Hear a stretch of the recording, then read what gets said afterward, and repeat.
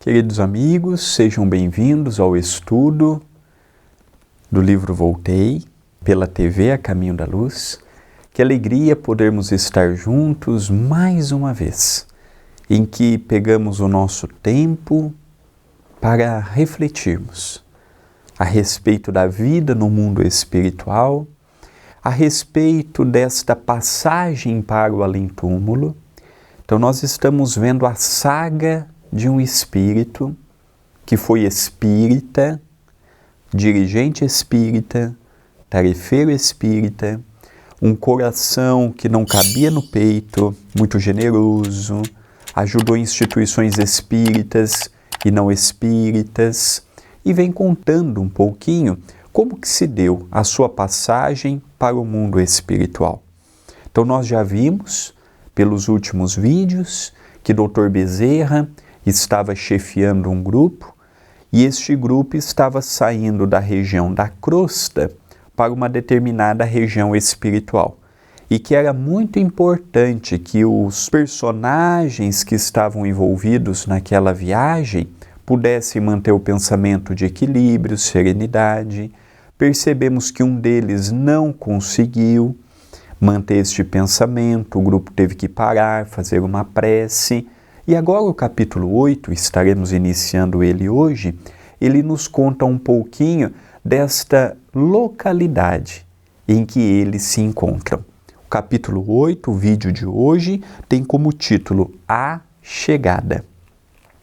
Que seria da existência humana se todos os homens guardassem consigo a certeza de que vivem rodeados pela nuvem de testemunhas espirituais? Como agiria a criatura na vida doméstica e no círculo social se estivesse convencida de que amigos e afeiçoados a esperam em outro lar? Questão interessante. Então aqui nós já temos uma citação bíblica, nuvem de testemunhas espirituais. Lembrando que fisicamente eu posso estar sozinho, em casa, no trabalho, na rua, no templo de oração, mas espiritualmente eu estou sempre acompanhado pelos espíritos. Quando é uma intenção boa, são bons espíritos. Quando a intenção é mal, equivocada, são malfeitores. Então nós percebemos que esta questão que o Espírito evoca no dia de hoje, ela é importante. Ela é importante porque se nós soubéssemos dilatadamente a respeito dos espíritos que nos acompanham, amigos, familiares, opositores, pessoas que se afeiçoam a nós, pessoas que detestam nós, será que o nosso comportamento ele seria o mesmo? Será que se eu percebesse, por um minuto que fosse, o meu redor, eu falaria o que eu falo? Eu agiria como eu ajo? Eu teria o comportamento que eu tenho? Muito provavelmente não. Provavelmente nós teríamos uma outra forma de agir e de pensar. Se soubéssemos e trouxéssemos esta certeza verdadeira que estamos sempre acompanhados por espíritos e de que as dimensões espirituais se fundem uma à outra, mostrando que os espíritos estão ora aqui, ora acolá, nós percebemos que é importante filtrar mais o pensamento, filtrar mais os desejos, filtrar mais as conversas, passando sempre por aquele crivo. se fosse eu no lugar do outro, ou se fosse eu no mundo espiritual, vendo uma pessoa agindo, falando ou pensando, como eu estou pensando, será que eu não teria vergonha? Será que eu não ficaria cabisbaixo por estar entrando num campo de injustiça, de ingratidão, de falta de aceitação? Então ele já começa o capítulo 8º nos dando um material para perguntarmos a nós mesmos sobre a nuvem de testemunhas espirituais. E ele termina este primeiro parágrafo também com uma pergunta, quando ele nos fala: como agiria a criatura na vida doméstica e no círculo social se estivesse convencida de que amigos e afeiçoados a esperam em outro lar? Então, como nós agiríamos na certeza de que temos familiares nossos nos esperando num outro lar? Não mais o lar terreno, não mais o lar aqui na crosta, mas no mundo espiritual. Será que temos feito de tudo ao nosso alcance para estarmos à altura de no mundo espiritual reencontrarmos aqueles corações que tanto amamos? Será que estamos nos preparando convenientemente para o regresso para o mundo espiritual? Já que eu tenho uma única certeza, que a morte faz parte da lei da natureza, a questão é saber quando retornarei para o além-túmulo, será que na condição de espírita ou espiritualista eu tenho feito de tudo o que eu posso para uma passagem boa, para chegar bem do outro lado, chegar tendo a oportunidade do amparo espiritual? Será que eu já faço por merecer? Será que se eu desencarnar hoje, a morte física me convidar a retornar para o mundo dos espíritos, será que eu já chego com algum título? Título no sentido de bondade, de trabalho, de coerência com a mensagem do Cristo, de esforço perante a família que eu obtive, perante o trabalho, perante o agrupamento religioso, perante a sociedade que eu faço parte? Ou será que eu vou chegar no mundo espiritual, olhar para trás, perceber que desencarnei pelo conhecimento que já tenho, mas notar que eu fiz muito pouco pelo meu próprio crescimento? Esta questão de evolução, ela é muito particular, sabendo que a minha medida de evolução é diferente dos parâmetros do alto. Às vezes eu imagino estar evoluindo num assunto, mas em um outro eu deixo a desejar. Então nós estamos engatinhando na evolução, de acertos e erros, de vitórias e derrotas, de conquistas e derrotas. Nós estamos escrevendo espiritualmente aqui na Terra, no livro de nossa existência atual, as páginas em branco. Todas as manhãs temos uma página em branco. A única pessoa que pode escrever no meu livro sou eu. Por mais que eu tenha um casamento sólido, alicerçado, a minha esposa não pode escrever no livro que me pertence. Cada um de nós escreve no livro da própria jornada terrena. Eu posso ser influenciado por um encarnado e por um desencarnado, mas a palavra final, no rumo que eu estou dando espiritual para a minha jornada, cabe única e exclusivamente a mim, a você, a cada criatura humana.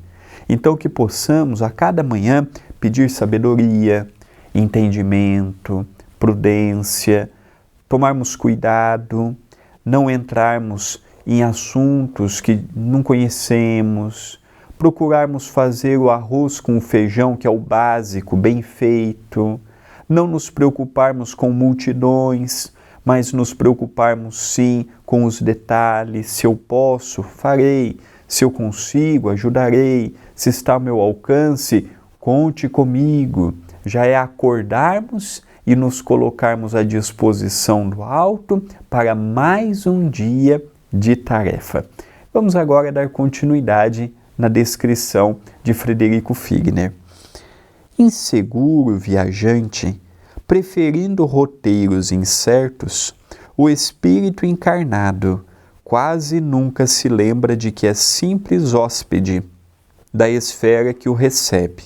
Não fosse um desmemoriado das bênçãos divinas, e a caminhada através da carne ser-lhe-ia muito mais proveitosa e mais feliz o regressar. Aqui é uma outra verdade. Estamos aqui de passagem. A nossa verdadeira existência não é esta. Aqui nós vamos vir quantas vezes for necessárias, enquanto não espiarmos, provarmos tudo que está ao nosso alcance, continuaremos no círculo das reencarnações. Reencarnar não é um sinônimo de evolução, é um sinônimo de atraso moral. Tirando os espíritos que reencarnam como missionários, com uma missão a cumprir, nós outros estamos reencarnando por dívidas morais. Reencarnar não é um sinônimo de uma coisa boa. Aqui nós passamos pelo véu do esquecimento, estamos sujeitos ao meio em que vivemos, desigualdade de todo lar. Podemos ter a sorte de ter bons pais, podemos ter o azar de ter pais atrasados, podemos ter a sorte de ter um corpo que nos felicita o avanço, ou podemos naquela existência ter a necessidade de um corpo debilitoso. Reencarnar não é sinônimo, olha, eu vou reencarnar de novo. Olha, eu vou desencarnar e daqui a um tempo eu vou voltar. Não. No mundo espiritual, quando o espírito está consciente e ele se vê em dívida com a lei divina, a sua consciência lhe cobra para que ele possa retornar e gradativamente acertando o que deve. Reencarnar não é sinônimo de evolução. Não é sinônimo de que já atingimos um grau evolutivo. Não é sinônimo de que estamos crescendo de uma existência corpórea para outra. Eu posso estacionar. Eu posso manter a minha mesma faixa de pensamento. Então, quando aqui eu chego com um propósito claro: quebrar as arestas que me prendem ao passado, em especial aos compromissos morais que eu assumi, pelo orgulho, pela vaidade, pelo egoísmo, por esta maneira de agirmos. Fomos juntando opositores, fomos ferindo nosso próprio corpo físico, prejudicamos a marcha evolutiva de muitas pessoas. Então, quando eu reencarno, é muito comum que estas pessoas que ontem eu prejudiquei venham na condição de um irmão, de um pai, de uma mãe, de uma esposa, de um filho, de um companheiro próximo. Não vem distante. Aqueles que ontem eu deixei a desejar ou deixaram a desejar comigo, na maioria dos casos, se reúnem sob o mesmo teto. Por isso que as famílias têm tantas divergências como vemos. Não são famílias que se unem pelo amor. Não são famílias que se unem por já serem almas gêmeas. Não, muito pelo contrário. Esmagadora maioria das famílias são resgates, débitos morais. Não são encontros felizes, não são encontros de almas que um olha para o outro e sabe o que o outro está sentindo, pensando.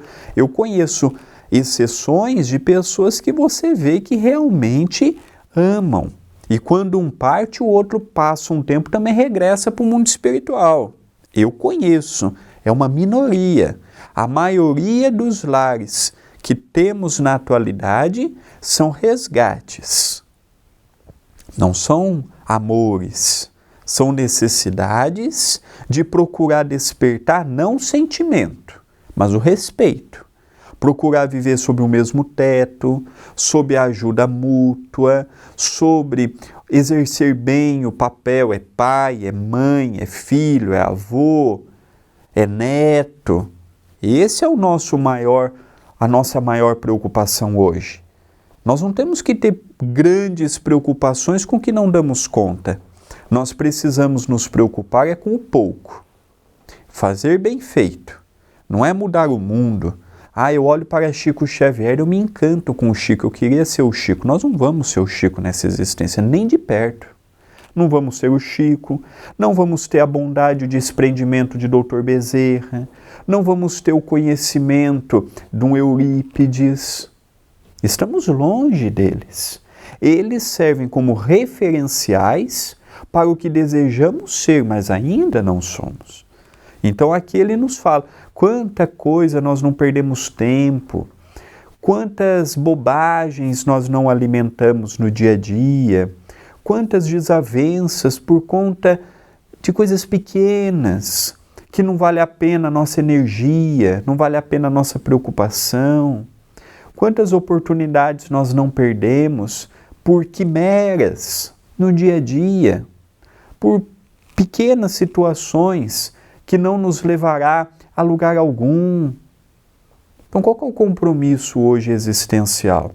É acordarmos e já falarmos, Senhor, me dê força, mais um dia, trabalho, afazeres domésticos, atividade no centro espírita, me ajude a escrever com equilíbrio no livro da vida.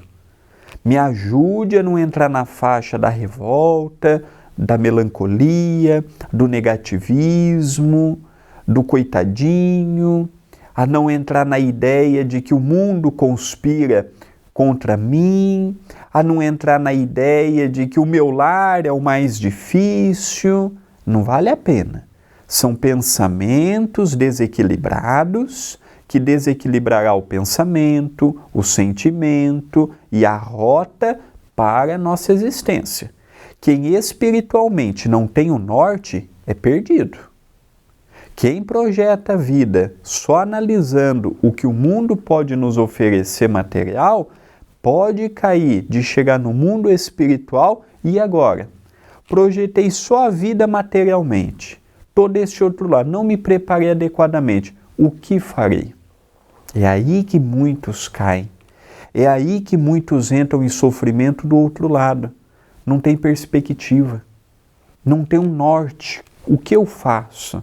Então, Frederico Figner, neste parágrafo especial, ele fala, atentem, valorizem, aproveitem a oportunidade, não diminuam a oportunidade reencarnatória. Então eu vejo como importantíssima esta mensagem, apelando ao nosso coração e também à nossa vivência no dia a dia. Continua o espírito amigo.